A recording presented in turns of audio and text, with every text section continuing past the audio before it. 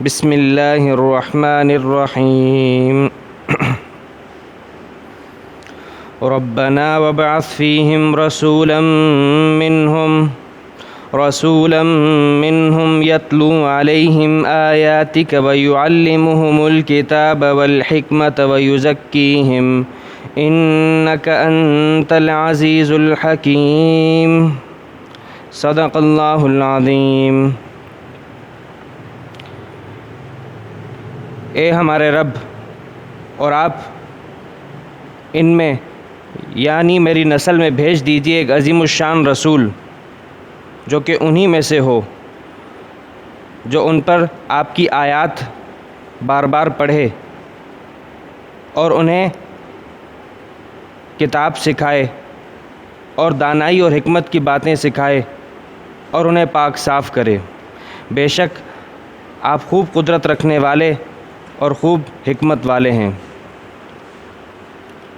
سورۃ البقرہ کی آیت نمبر 129 آپ کے سامنے تلاوت ہوئی۔ دعا فرمائیے اللہ تعالیٰ آیت کا صحیح مفہوم عرض کرنے کی توفیق عطا فرمائے۔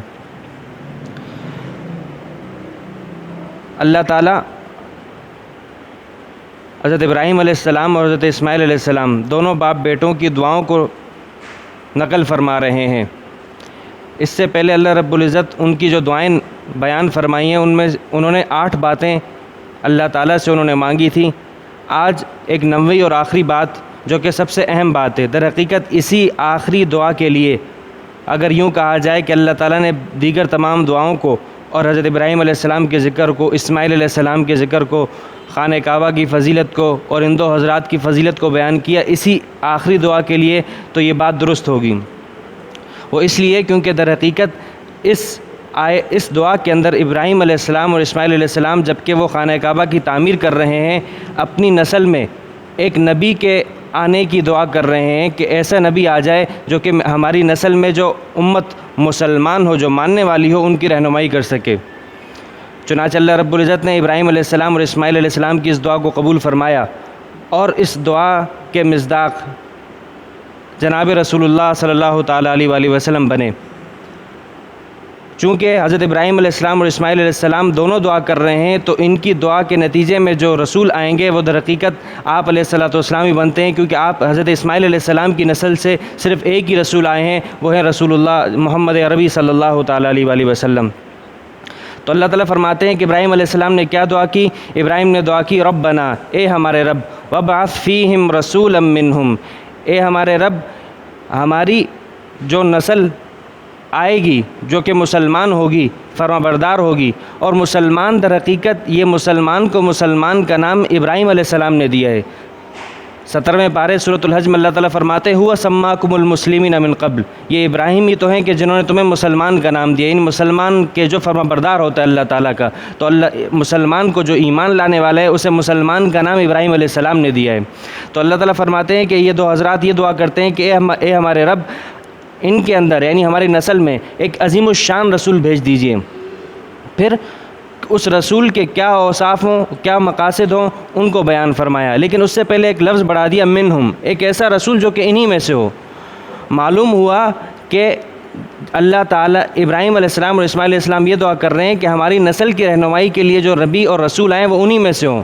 پہلی بات تو یہ کہ وہ انسان ہوں گے، چنانچہ اس آیت سے ثابت ہوا کہ نبی بھی بشر ہوتے ہیں، لیکن یہ ایک الگ بات ہے کہ وہ اعلیٰ ترین بشر ہوتے ہیں، لیکن ہوتے وہ انسان ہیں۔ ایسا نہیں ہو سکتا، یہ اسی کو اللہ تعالیٰ نے قرآن کریم میں کئی مقامات پر بیان فرمایا کہ اگر ہم انسانوں کی رہنمائی کے لیے فرشتہ بھیجیں تو کوئی انسان یہ کہہ سکتا ہے کہ بھئی فرشتہ جس کے پیچھے ہم نے چلنا ہے وہ تو عجیب، وہ تو ہم سے الگ مخلوق ہے، تو ہم اس کے پیچھے کیسے چلیں؟ تو اللہ تعالیٰ نے انسانوں ہی میں سے ایک رسول اور پیشوا بھیجے تاکہ انسان کہہ سکے کہ بھئی ہم نے جن کے پیچھے چلنا ہے وہ ہماری طرح کے ہیں۔ چنانچہ اللہ تعالیٰ فرماتے ہیں کہ ابراہیم علیہ السلام اور اسماعیل علیہ السلام نے دعا کی کہ رسول منہم، ایسے رسول بھیجی عظیم الشان جو کہ انہی میں سے ہوں۔ پھر آگے رسول اللہ صلی اللہ تعالیٰ علیہ وآلہ وسلم کے 3 اوصاف بیان کیے کہ جو کہ آپ علیہ السلام کی بعثت کے، دنیا میں آنے کے اور رسول بننے کے 3 مقاصد بیان کیے کہ آپ علیہ السلام کو رسول بنایا جائے گا 3 وجوہات کے، آپ کے 3 کام ہوں گے۔ سب سے پہلا کام یتلو علیہم آیاتک، کہ وہ رسول ایسے ہوں جو کہ ہماری امت پر جو کہ ہماری نسل ہوگی ان پر آپ کی آیات پڑھیں، تلاوت کریں۔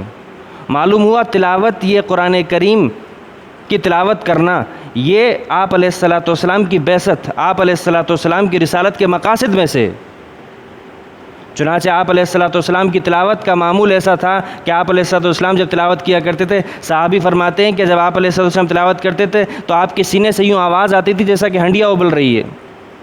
آپ نے ہر گھروں میں بھی، چوک چوراہوں پر، راستوں میں، لوگوں کی کاروبار میں جا کر، مختلف مراکز میں جا کر آپ نے تلاوت کی، لوگوں کو اللہ کے احکامات بتائے، قرآن کریم کی تلاوت کر کے بتائی کہ لوگوں کے دل پسیج جائیں، وہ اللہ کی وحدانیت اور توحید اور اللہ تعالیٰ کی نے جو اس دنیا، عارضی دنیا کے بعد جو حقیقی دنیا رکھی ہے، اس دنیا کی طرف لوگوں کی رغبت ہو جائے۔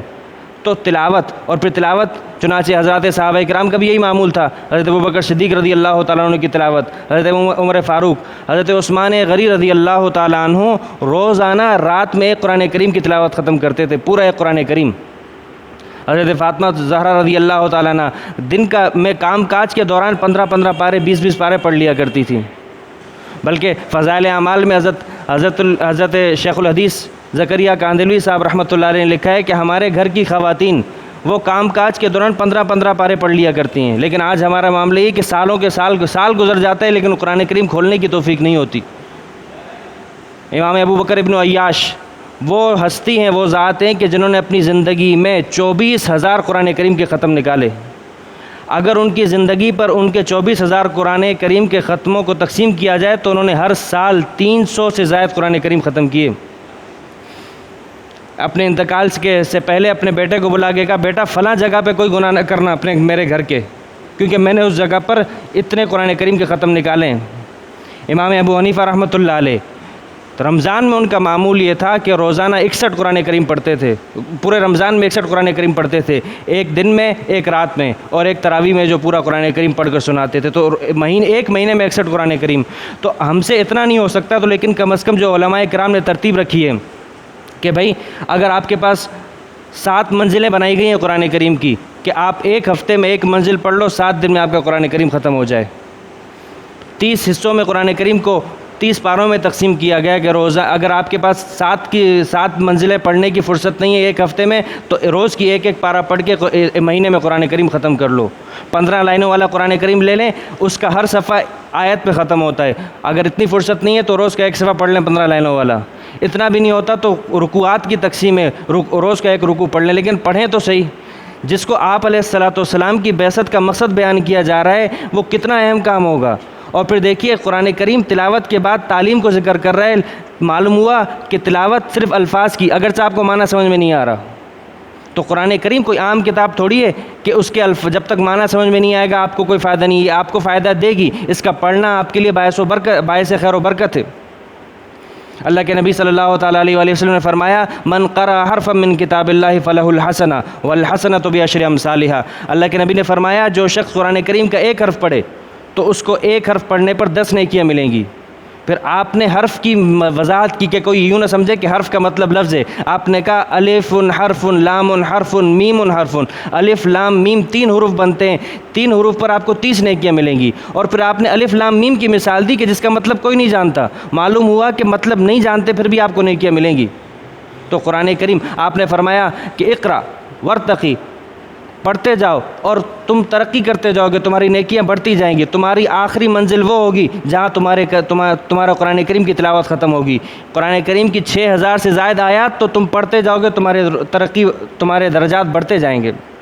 تو پہلا مقصد یتلو علیہم آیاتک، کہ آپ کے سامنے آپ وہ نبی جو ہے ان پر آپ کی آیات جو ہیں وہ پڑھیں۔ اور پھر تلاوت اس چیز کو کہا جاتا ہے، پڑھنے میں اور تلاوت میں فرق ہے۔ پڑھنا تو یہ ہے کہ جس طرح آیا پڑھ لیا، تلاوت یہ ہے کہ جس طرح جس لفظ کی ادائیگی ہے اسی طرح پڑھا جائے۔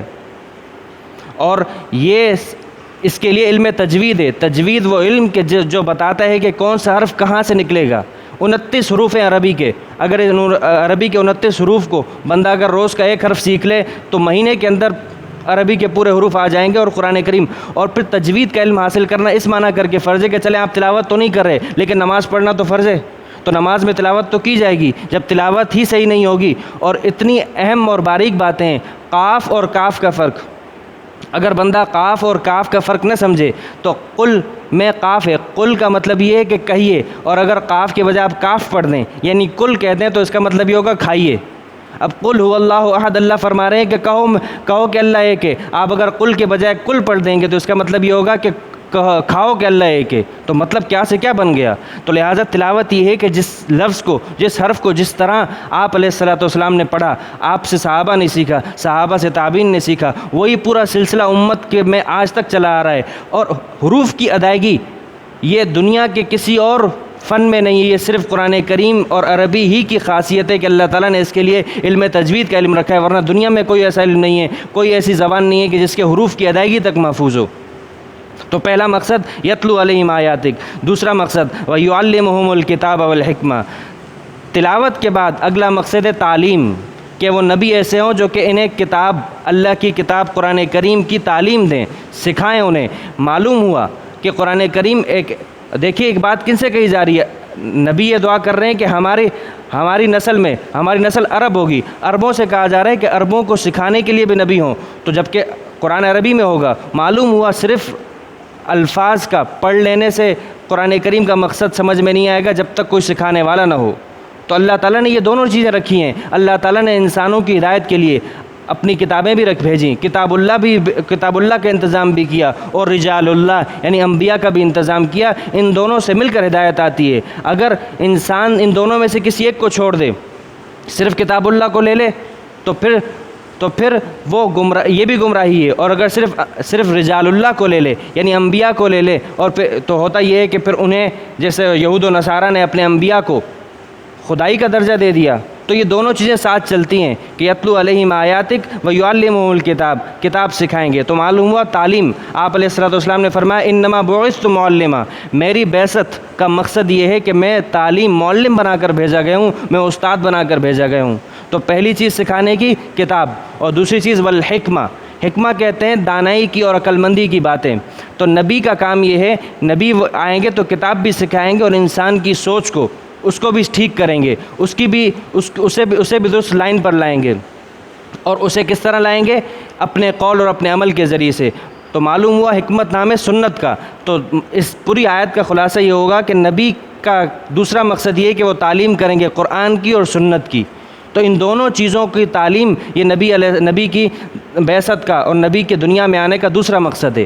اور تیسرا مقصد وَيُزَكِّيهِمْ، وہ نبی انہیں پاک صاف کریں گے۔ کس چیز سے پاک صاف؟ کفر، شرک، ظاہری پاکی بھی، جسم میں نجاست، طہارت کے احکام بتائیں گے، اور جسمانی پاکی کے ساتھ ساتھ جو دل کی پاکی ہے، باطنی پاکی جو کہ حقیقی پاکی ہے، کہ کفر سے، شرک سے، حسد سے، بغض سے، کینے سے، بدگمانی سے، یہ ایسی چیزیں ہیں جنہوں نے معاشرے میں گھروں کو بھی برباد کیا ہوا ہے، معاشرے میں محلے داری کو بھی برباد کیا ہوا ہے، شہرداری کو بھی برباد کیا ہوا ہے۔ اگر انسان یہ جو باطنی بیماریاں ہیں، ان سے اگر ان کا علاج کروا لے، اور یہ علاج صرف کتابوں سے نہیں آتا، صرف قرآن پڑھنے سے بھی نہیں آئے گا، اس کے لیے کوئی مربی ہوگا، کوئی شیخ ہوگا جو کہ آپ کو بتائے گا کہ آپ کے اس عمل میں حسد ٹپک رہا ہے، آپ کا فلاں سے حسد جھلک رہا ہے اس لیے آپ یہ بات کر رہے ہو، آپ فلاں سے یہ بات کر رہے ہو، یہ بدگمانی والی بات ہے۔ تو در حقیقت یہ تزکیہ جب تک نہیں ہوگا تب تک صرف اور صرف تلاوت اور صرف تعلیم بھی کام، کیونکہ دیکھیں مزکی جو ہوگا، جو مربی ہوگا، وہ آپ کو یہ سکھائے گا کہ آپ نے قرآن میں جو پڑھ تو سب نے لیا، نماز فرض ہے، لیکن پڑھ لینے کے بعد اس پر عمل پر کون آمادہ کرے گا؟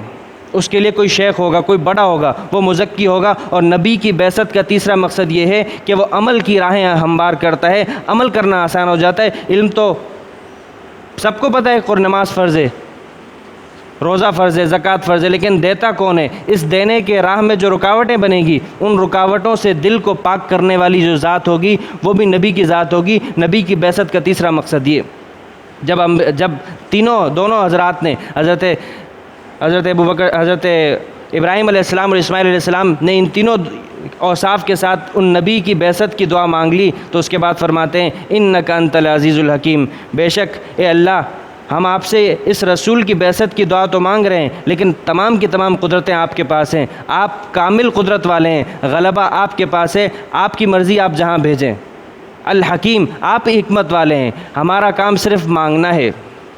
تو دیکھیے اس آیت میں جو کہ انتہائی اہم آیت کہ آپ علیہ الصلوۃ والسلام کی بعثت کا مقصد بتا رہی ہے، اس میں سب سے اہم چیز تلاوت، تعلیم اور تزکیہ، یہ اگر تینوں انسان اگر اپنی زندگی میں اپنا لے تو در حقیقت اس سے اس کی زندگی، آپ علیہ الصلوۃ والسلام کی بعثت، آپ معلم تھے تو ہم متعلم ہیں، ہم پڑھنے والے ہیں، ہم اگر پڑھنے والے نہیں بنیں گے تو گویا کہ ہم آپ علیہ الصلوۃ والسلام کی جو بعثت کا مقصد ہے اس میں ہم اس پہ پورے نہیں اترے۔ آپ علیہ الصلوۃ والسلام نے اپنی بعثت کے کئی مقاصد بیان کیے۔ آپ نے فرمایا انما بعثت لاتمم مکارم الاخلاق، مجھے اس لیے بھیجا گیا ہے کہ میں مکارم اخلاق، اعلیٰ اخلاق سکھاؤں۔ لیکن آج اخلاق کا جنازہ نکلا ہوا ہے۔ لیکن اخلاق صرف اور صرف یہ نہیں ہے کہ ہنس کے بات کر لی جائے، اخلاق یہ ہے کہ جس کا جو حق ہو اسے احسن طریقے سے ادا کر کے دیا جائے۔ آپ نے فرمایا میری بعثت کا مقصد یہ ہے کہ میں گانے باجے کی چیزوں کو توڑنے کے لیے آیا ہوں، لیکن آج ہمارا معاشرہ ان چیزوں کو مزید فروغ دے رہا ہے۔ اللہ تعالی ہماری حفاظت فرمائے۔ وآخر دعوانا ان الحمد للہ رب العالمین۔